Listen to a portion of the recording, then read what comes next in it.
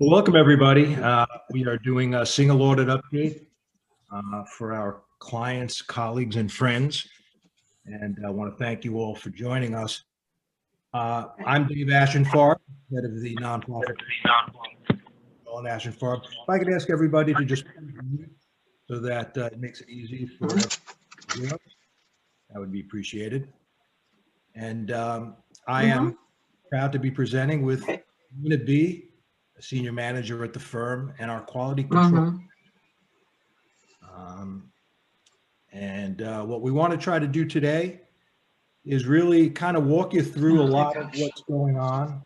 So hard. That would be helpful.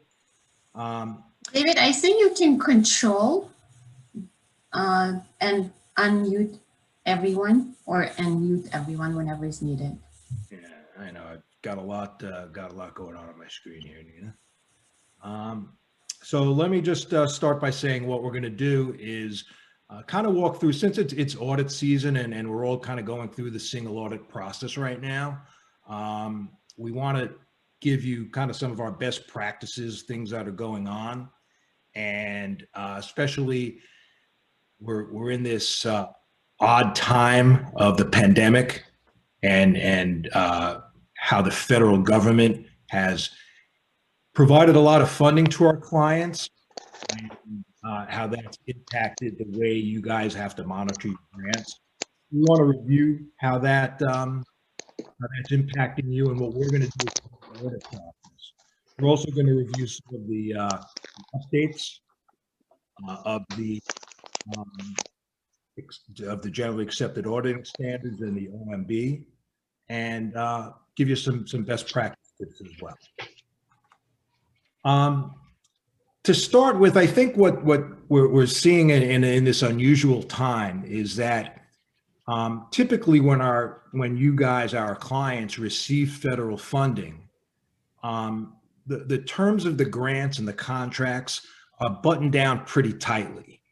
But when the pandemic hit and things started to shut down, the federal government had to act quickly. And what they ended up doing was they started providing money before grants and contracts had even been signed.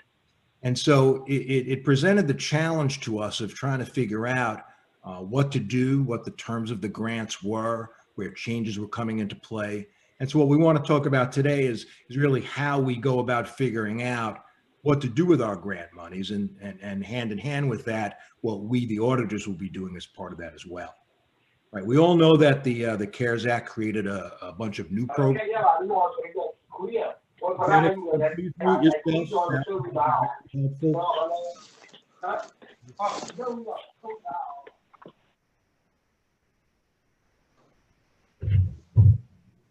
And so not only did the CARES Act provide funding on new programs, but there were a lot of funding being added to existing programs as well. Hand in hand with that, to allow you, the nonprofits that receive the funding, to comply with the grants, even though you might have been in remote situations where you couldn't perform services the way you typically did. The federal government provided a lot of grants and waivers to be able to give you the ability to kind of change the nature of the way the programs were being run. We will be talking and going through what some of those programs are later in the slides, but I think there's been four major new types of programs that we want to talk about. You know, to start with, I think many of our clients have received PPP money. That's the Paychecks Protection Program. But there's also been money that's come through the Provider Relief Fund, which is related to healthcare organizations. And I see that I've got a couple of my clients that have that type of funding that are on the line as well. There's also money that came through on the Coronavirus Relief Fund, which is the Department of Treasury. What's important to note there is that a lot of the regulations of what we need to do to follow those grants don't come from the OMB directly, but do come from the Department of Treasury. And then last, there's a lot of money that came through in the Educational Stabilization Fund. Those are basically colleges, universities, higher education. We're not going to get into a lot of detail on that, but you should be aware that those types of fundings do exist. The best news, I think, of all is that while three of the biggest four programs are subject to the single audit, the PPP program, thankfully, is not subject to the single audit. So while many of you may not have had single audits in the past, and you might have been concerned that by getting the PPP money, it would put you into the process of a single audit, the good news is the PPP money does not count towards the single audit. You may see CFDA numbers issued with the grant money there and the loan monies there, but you don't have to worry about that. We're not going to have to. I'm sorry. One more question. What does it mean when?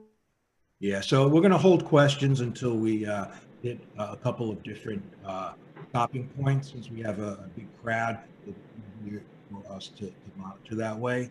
If I could ask you to just hold questions and put them into the chat line, we will address it at various points in that session. Okay. Now, one big question that has come through from a lot of our clients, particularly relating to the PPP, is if a lot of my funding and a lot of my salaries get put and covered under government grants, will I be allowed to seek, loan forgiveness for those same salaries under the PPP grant? And the answer is no, you're not allowed to double dip. Now, a lot of you probably remember when the PPP process first started, it seemed like almost every week there were changes that were coming into play, and the feds were kind of announcing things periodically. And so a lot of you were able to get money before we even knew what the rules were going to be for forgiveness. And so this question came up, and a lot of you had received the money and started spending it before we were even aware of what the rules were going to be for forgiveness. And because of that, there was a lot of confusion.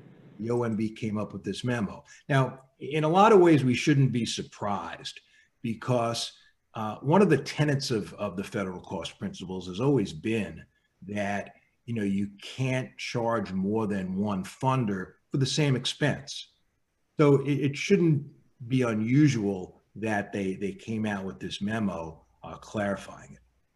Now, what I've done below on this slide that you can see is I actually,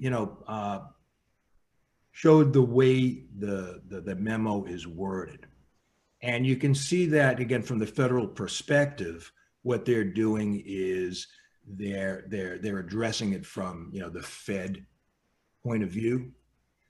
A lot of clients have been reaching out recently with the question about, well, what about my state and local governments?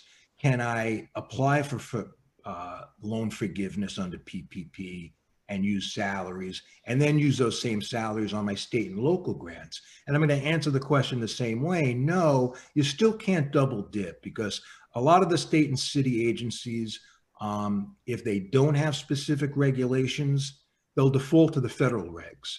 And so it's clear that you can't do that. And I would say that under general, principles, you would never apply the same expense to more than one funder. So keep that in mind. Now, some of our clients that have June 30 fiscal year ends, we may have done our audits already. I know we're prepping for a lot of our calendar clients now. And so the issue has come up, what should you be doing as far as tracking the costs?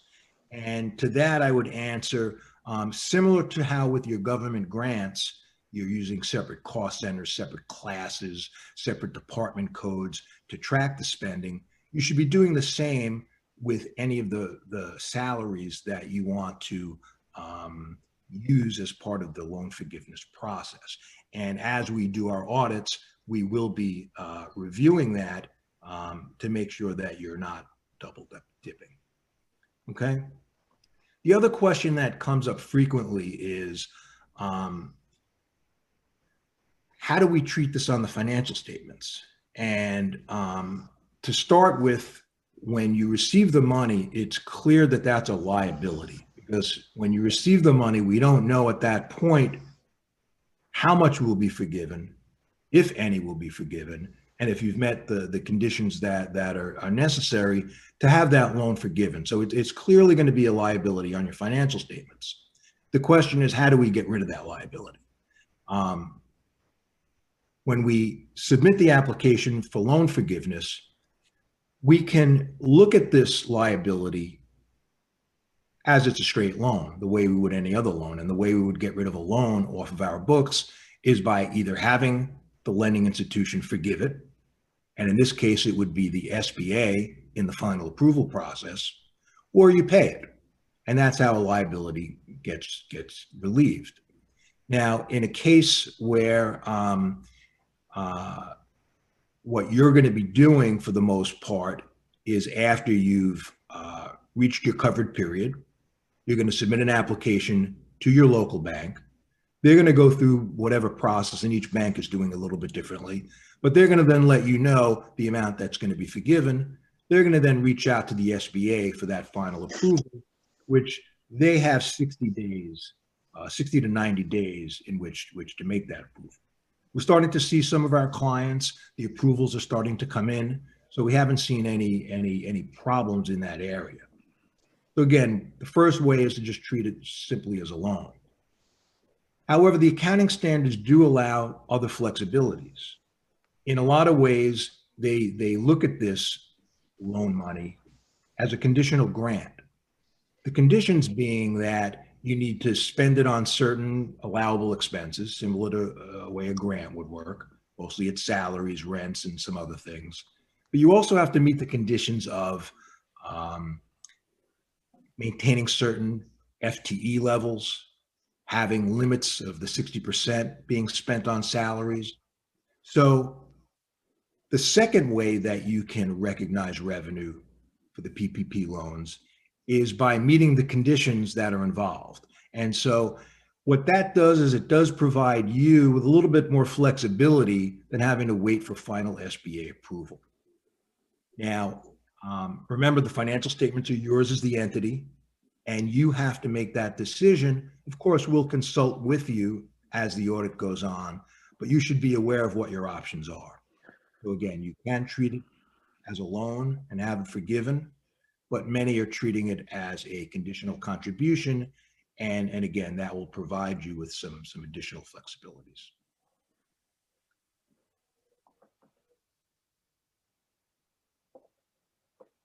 There's different ways to stay current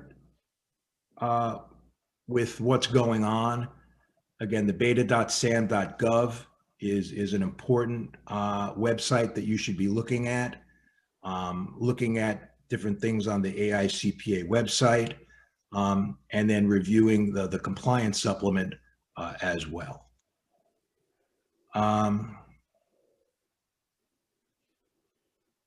There's certain challenges that you guys are facing with the COVID-19 funding. Again, keep in mind that there's a lot of new programs. We're going to get into that in a few minutes. We're going to see that some of you are receiving monies for the first time, and so you might be going through audits for the first time. And we all know that when it's the first time for things happening, you may not be aware of all the rules and regulations, all the policies that you need to have in place. And because of that, that's part of what we want to talk through today. And that's, I think, a lot of what Nina is going to be talking about, to make sure that you're aware of the issues that you need to follow. I think what's also important is that a lot of money that came to you guys as grantees then also went to sub-grantees as well. And so you've got certain sub-recipient monitoring procedures that you need to follow that are important as well. So we will get into the details of that very shortly. Now, what we have here on the next couple of pages for your reference are the programs specifically outlined that have the new COVID-19 funding. So please be, careful as you read your grants and go through to see if you've got any of these fundings. And if so, then you've got some additional responsibilities, because of the new funding. I think what I'm going to do now, Nina, is I'm going to turn to you to share your screen and have you go through, if that's okay.